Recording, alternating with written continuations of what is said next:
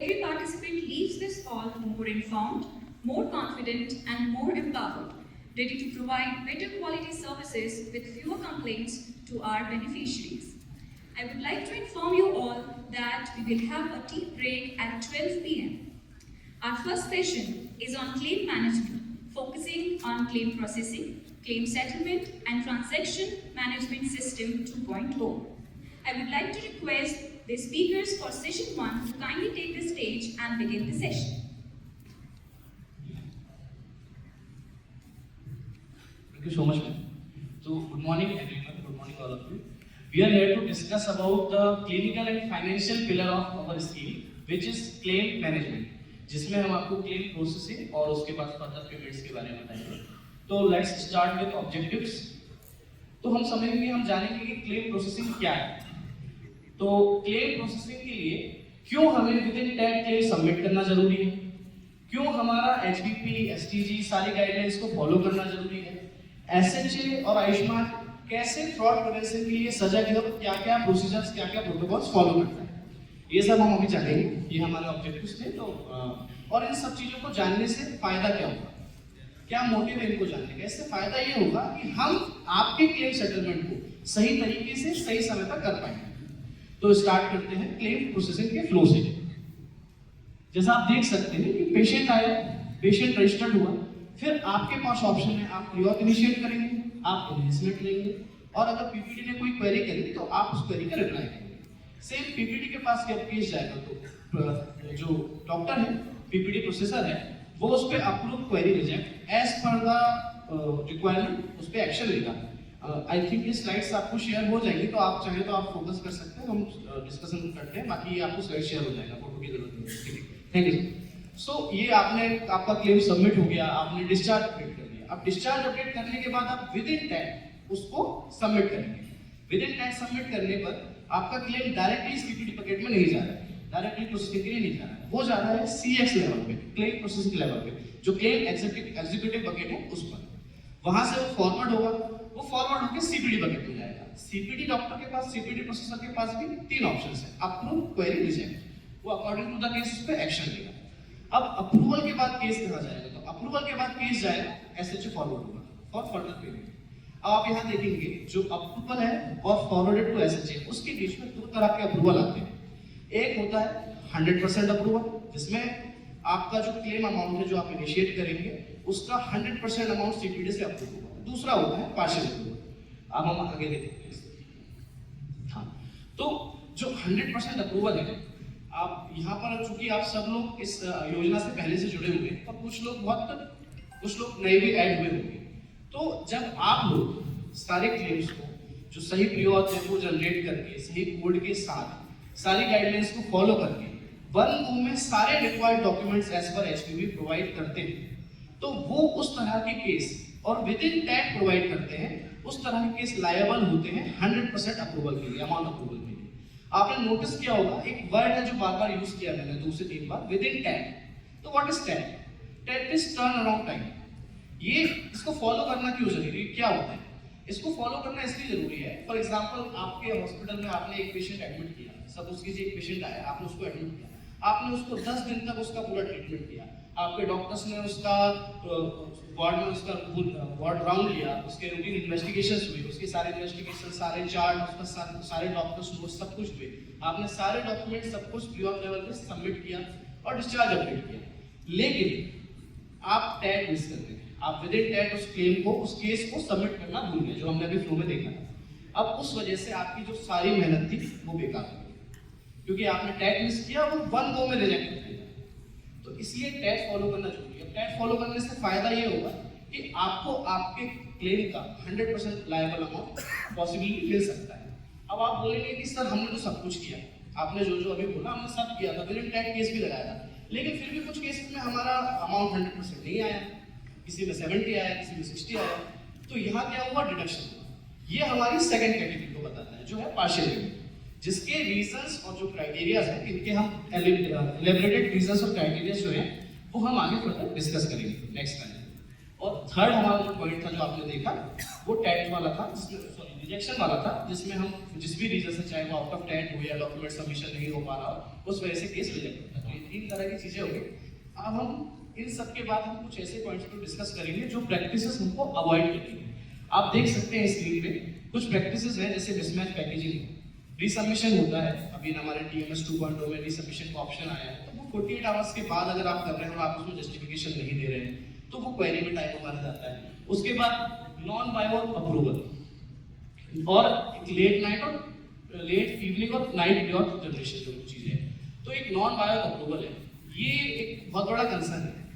तो हम इसको समझते हैं कि ये क्या होता है, इसकी रिक्वायरमेंट क्या है और कैसे हम इसका अप्रूवल ले सकते हैं। तो नॉन बायोड केस हम उस केस को बोलेंगे जिस केस में पेशेंट का बायोमेट्रिक ऑथेंटिकेशन किसी भी माध्यम से नहीं हो पा रहा है। 3 माध्यम, पहला फिंगरप्रिंट, दूसरा फेस और तीसरा आइरिस। अगर इन तीनों माध्यम से पेशेंट का बायोमेट्रिक ऑथेंटिकेशन फेल हो रहा है तो वो केस बनता है नॉन बायोड का। अब इस केस में आप क्या करेंगे, आप कैसे अप्रूवल ले सकते हैं? तो उस केस में आपको ये करना है कि आप एक नॉन बायोड अप्रूवल का स्टैंडर्ड डिक्लेरेशन फॉर्म होता है, आप उसको फिल करेंगे, उसमें अपने हॉस्पिटल का सील साइन लगाएंगे और उसके साथ में पेशेंट का आधार कार्ड, आयुष्मान कार्ड और एक शॉर्ट वीडियो क्लिप जो ये दिखाएगा कि हमने ट्राई किया पर किसी भी माध्यम से पेशेंट का बायोमेट्रिक ऑथेंटिकेशन नहीं हो पाया, वो शो हो और उसमें पेशेंट का आयुष्मान कार्ड की डिटेल शो, ताकि हमें ये पता रहे कि जिस व्यक्ति का, जिस भी पेशेंट का आपने डिटेल भेजा है उसी का आप आयुष्मान का वेरिफिकेशन ऑथेंटिकेशन करना चाहते हैं। ये सारी चीजों को आप अटैच करके ईमेल करेंगे। अब आप ईमेल किसे करेंगे? आप ईमेल करेंगे हमारे CSL को, डिविजनल OIC को और जो भी DPA state head concern DPA state होंगे उनको। अच्छा, इसमें बहुत बार ये देखा गया है कि हॉस्पिटल्स डिस्चार्ज के टाइम पे अप्रूवल का ट्राई करते हैं और जब वीडियो क्लिप की मांग होती है तो कहा जाता है कि सर पेशेंट तो चला गया, अब हम वीडियो कहां से लाएं, एविडेंस कैसे दें? तो इसको करने से बचें, प्रोटोकॉल को ऐसे फॉलो करें कि आपके पास एडमिशन से लेकर डिस्चार्ज तक इनफ टाइम है कि हम SHA अप्रूवल ले लें। अब SHA अप्रूवल लेना जरूरी क्यों? क्योंकि अगर आपका if in case force approve होके भी केस अगर आगे बढ़ जाता है प्रियोर से, तो वो CPD लेवल पे जाके रिजेक्ट हो सकता है। हम सबको पता है कि हमारा जो फाइनल अप्रूवल होता है वो क्लेम लेवल पर होता है, तो हम डॉक्यूमेंटेशन PPT से लेके क्लेम लेवल तक पहुंचा सकते हैं। तो आपको बिफोर डिस्चार्ज ही पेशेंट का नॉन बायोड का अप्रूवल MP SHA MP से ले लेना है। अब किस तरह के केसेस में ये होगा, तो आइडियल सिनोनिम की अगर मैं बात करूं तो जो 70 और 70 के अबव जो पेशेंट्स होते हैं उनके बायोमेट्रिक ऑथेंटिकेशन में तीनों माध्यम से बहुत मुश्किल आती है, बहुत दिक्कत आती है। तो आइडियल सिनेरियो में लगभग 1% ऐसे केसेस हो सकते हैं हर हॉस्पिटल में, 1-2% आइडियल सिनेरियो में वो इन नॉन बायो अप्रूवल के लिए लायबल होंगे। उसमें अगर कोई भी, और इन चीजों के लिए SHA बहुत कंसर्न है, बहुत स्ट्रिक्टली मॉनिटर करता है, अगर उसमें कुछ भी मिसगाइड, मिसयूज या मैनिपुलेशन की कोशिश की गई है, मिसकंडक्ट पाया गया, तो सीरियस पेनल्टीज भी इंपोज हो सकती है। तो ये जो पॉइंट्स थे, ये वो पॉइंट्स थे जो हमने प्रैक्टिस में अवॉइड करने हैं, इन चीजों को हमें अवॉइड करना है। अब कुछ ऐसे पॉइंट्स भी हैं जो हम ऑब्जर्व करते हैं, हमसे मेरा मतलब मैं नहीं, हमारे TMS का EI ट्रिगर है, हमारी प्रोसेसिंग डॉक्टर्स की टीम है, हमारी साफू की टीम है, हमारी नाफू की टीम है, जो एंटी-फ्रॉड टीम हमारी है, डेस्क ऑडिट्स वाले। तो ये सब डेलिबरेटली बहुत सारे ऑब्जर्वेशंस निकालते हैं, बहुत सारी चीजों को ऑब्जर्व करते हैं। उन ऑब्जर्वेशन के बेस पे इन्वेस्टिगेशन की जाती है। अगर वो फाइंडिंग्स सही पाई गई और वो केस, वो क्लेम फ्रॉड की कैटेगरी में, इंटेंशन फ्रॉड की कैटेगरी में फॉल करता है, तो फिर उस पे SHA according to the case, according to the intention उस पे एक्शन लेता है।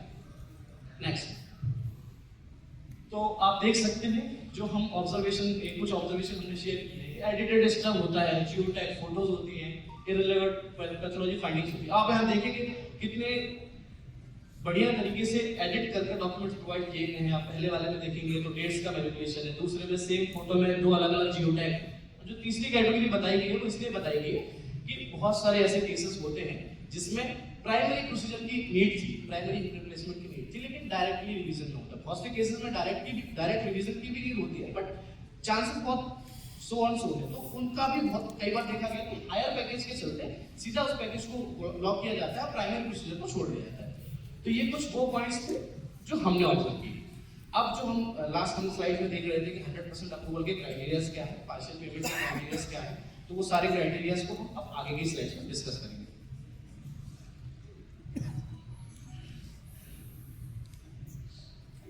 Good morning everyone.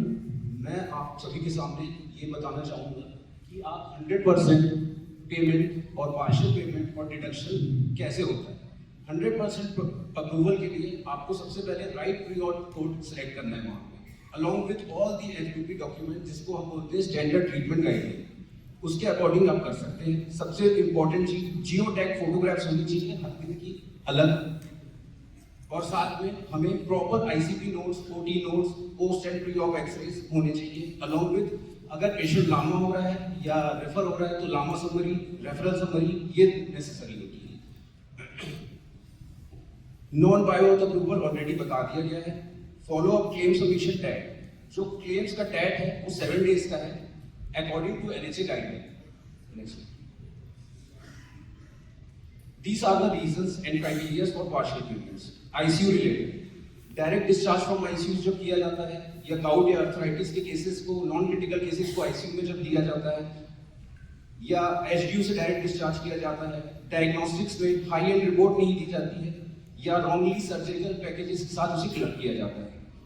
Blood and consumables, इसका ये कहना है कि हॉस्पिटल्स एक बार में 2 से 4 यूनिट ब्लड ले लेता है, लेकिन सिर्फ 1 या 2 यूनिट का ही हमें बीटी नोट्स और क्रॉस मैच रिपोर्ट्स मिलते हैं, तब डिडक्शन होता है। It leads to deduction. Procedures and packages, as per guideline 2 medical procedures को क्लब नहीं किया जाता है, पर हॉस्पिटल उस चीज को क्लब करता है और उसके बाद वो डिडक्शन के लिए जाता है। सर्जिकल पैकेज के साथ अगर आप कंजर्वेटिव मैनेजमेंट कर रहे हैं तो एज पर एलओएस जाता है, तो वो भी डिडक्शन का एक क्राइटेरिया है। ऑर्थोपेडिक के केसेस में इम्प्लांट्स, किसी ने लिया प्लेट लेकिन यूज किया नहीं लिया के वायर, तो वो चीज डिडक्शन की तरफ जाएगी। पीटीसीए ब्लॉक किया गया है, उसमें 2 स्टेंट्स लेकिन लिए गए हैं सिर्फ 1 स्टेंट, कि एंजियोप्लास्टी की रिपोर्ट में 1 स्टेंट दिया और बारकोड 1 स्टेंट कर दिया है, तो वो डिडक्शन की एक क्राइटेरिया है। रिजेक्शन का सबसे बड़ा क्राइटेरिया, अभी जो मेजर रिजेक्शन का क्राइटेरिया है वो है टैग वायलेशन। 7 डेज में आपको डिस्चार्ज के विदिन 7 डेज आप सभी को क्लेम सबमिट करना होता है, जो कि नहीं किया जा रहा है, जिसकी वजह से मेन रिजेक्शंस हो रहे हैं। अभी क्वेरीज, मल्टीपल क्वेरीज के बाद डॉक्यूमेंट्स नहीं प्रोवाइड किए जा पा रहे हैं। Mandatory documents like OT notes, post op x rays etcetera, ICU flow charts, इसकी वजह से रिजेक्शन होता है। जनरल मेडिसिन की स्पेशलिटी, हॉस्पिटल्स के पास जनरल मेडिसिन की स्पेशलिटी है नहीं, पर उनको पैलिएटिव मेडिसिन ओपन दिखता है तो वो वही प्रोसीजर्स को पैलिएटिव में ब्लॉक कर लेते हैं, जिसका मेजर रिजेक्शन का क्राइटेरिया बना होती है। दूसरा और जो रीजन के क्राइटेरिया है वो ये है कि सर्जरी के बाद post surgical 15 days medical management जो केयर है वो सर्जरी में इंक्लूडेड है, एंड प्रायर 3 डेज भी सर्जरी में इंक्लूड है, लेकिन जस्ट सर्जरी के बाद ही हॉस्पिटल विद इन 2 डेज या 3 डेज मेडिकल प्रोसीजर्स को ब्लॉक कर लेते हैं, जो कि गाइडलाइंस के अगेंस्ट है, तो ये चीज अवॉइड करनी होती है। गवर्नमेंट रिजर्व पैकेजेस, अभी टीएमएस 2.0 में ऐसा हो रहा है कि गवर्नमेंट रिजर्व पैकेजेस दिख रहे हैं, लेकिन वो ओपन नहीं है प्राइवेट हॉस्पिटल्स के लिए, तो वो भी एक रीजन है, बड़ा रीजन है। दिस नाइट प्रीऑड प्रैक्टिसेस, हमारा ये एक एनालिसिस है कि नाइट प्रीऑड प्रैक्टिसेस की जा रही हैं। इसमें इमरजेंसी कोड्स जो आप देख रहे हैं 78%, 76%, 75%, इसमें सारे इमरजेंसी कोड्स भी इंक्लूडेड हैं, पर ये चीज को अवॉइड करना है, ये एक मान प्रैक्टिस की तरफ दिखाया जाता है इस चीज को, कि हॉस्पिटल्स चाहते हैं, मैं ये नहीं कहना चाह रहा सब ये प्रैक्टिस करते हैं, लेकिन हमने जो डेटा एनालिसिस किया है उससे ये समझ में आता है कि ये मैल प्रैक्टिस से हॉस्पिटल चाहता है कि 6 घंटे के अंदर फोर्स अप्रूवल हो जाए, और जो प्रॉपर वर्किंग आवर्स हैं उसमें ये चीज ना देखी जाए। तो हमने इतने सारी चीजों को एनालिसिस किया है ताकि ये इस स्लाइड को दिखाने का हमारा ये पर्पस नहीं है कि ये प्रैक्टिस गलत की गई है या आपने कुछ गलत कर दिया है। इसका सिर्फ रीजन ये है, हम बताना चाहते हैं कि हम इतना डीप डाउन में ट्रेल करते हैं, हमारी मॉनिटरिंग इतनी डीप डाउन है कि हमें पता है कौन सा हॉस्पिटल है जो सिर्फ नाइट इन्वेस्टमेंट या नाइट प्रीऑड लगा रहा है। अब उसमें इमरजेंसी कोडेड होंगे, कोड्स होंगे, वो सेपरेट कर दिए जाएंगे, ऑटो अप्रूवल प्रोसीजर्स होंगे, वो सेपरेट कर दिए जाएंगे। उसके बाद भी अगर किसी हॉस्पिटल का हायर परसेंटेज मिलता है इन्वेस्टमेंट का, प्रीऑड का, तो वो हमें ये बताता है कि वो कहीं ना कहीं intention to manipulation, intention to force approval, की हम कम डॉक्यूमेंट्स भी दे दें और हमारा फोर्स अप्रूवल हो जाए, तो वो उसको दिखाता है कि आप ये करना चाहते हैं। इट्स नॉट कि हमने बोला है कि ये कुछ गलत प्रैक्टिस ही है। हो सकता है किसी हॉस्पिटल की स्पेशलिटी ही वही हो, ट्रॉमा है, ऑर्थो है, लेट नाइट ही आता है, तो दैट्स नॉट एन इशू। उसमें बहुत सारी प्रोसीजर्स हैं जो ऑटो अप्रूवल कोड्स होते हैं, उनको सेपरेट करने के बाद भी अगर हमें ये पता चलता है कि नॉन क्रिटिकल केसेस में, नॉन इमरजेंसी केसेस में भी सिर्फ लेट नाइट ही प्रियोर इनिशिएट हो रहा है, सिर्फ लेट नाइट ही वो इन्वेस्टमेंट ले रहा है, तो ये वाले जो इंटेंशंस हैं इनको अवॉइड करें, इनको इसकी प्रैक्टिस को अवॉइड करना है। तो ये हमारा बताने का तरीका था, ये हमारा बताने का इंटेंशन था कि हम इतना डीप डाउन तक इसको ट्रेड कर रहे हैं।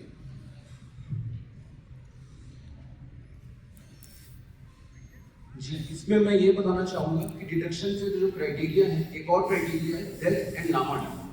लामा डामा प्रोसीजर्स जो होते हैं, जब हॉस्पिटल उसे सेलेक्ट करता है लामा आफ्टर सर्जरी, तो हॉस्पिटल्स को 75% पेमेंट मिलती है, 25% डिडक्शन होता है। और अगर पेशेंट की सर्जरी नहीं हुई है तो उसका पेमेंट होगा अकॉर्डिंग टू द LOS, जितना लेंथ ऑफ स्टे है पेशेंट का। अगर पेशेंट 4 दिन रुका है तो उसे 4 दिन के रूटीन वार्ड का पैसा दिया जाएगा। और अगर लामा पेशेंट 100% पेमेंट होगी अगर इन केसेस ऑफ मेडिकल केसेस, अगर मेडिकल मैनेजमेंट का केस है और पेशेंट लामा हो गया है तो 100% पेमेंट किया जाता है। सेम चीज अकॉर्डिंग टू डेथ के केसेस, डेथ में आफ्टर सर्जरी 100% पेमेंट है, ऑन टेबल डेथ में 75% अप्रूवल मिलेगा, और बिफोर सर्जरी अगर केस है तो उसमें आपको according to length of stay payment मिलेगा। और मेडिकल मैनेजमेंट के केसेस में आपको 100% पेमेंट मिलता है डेथ के केसेस में। Thank you so much. अब मैं हमारा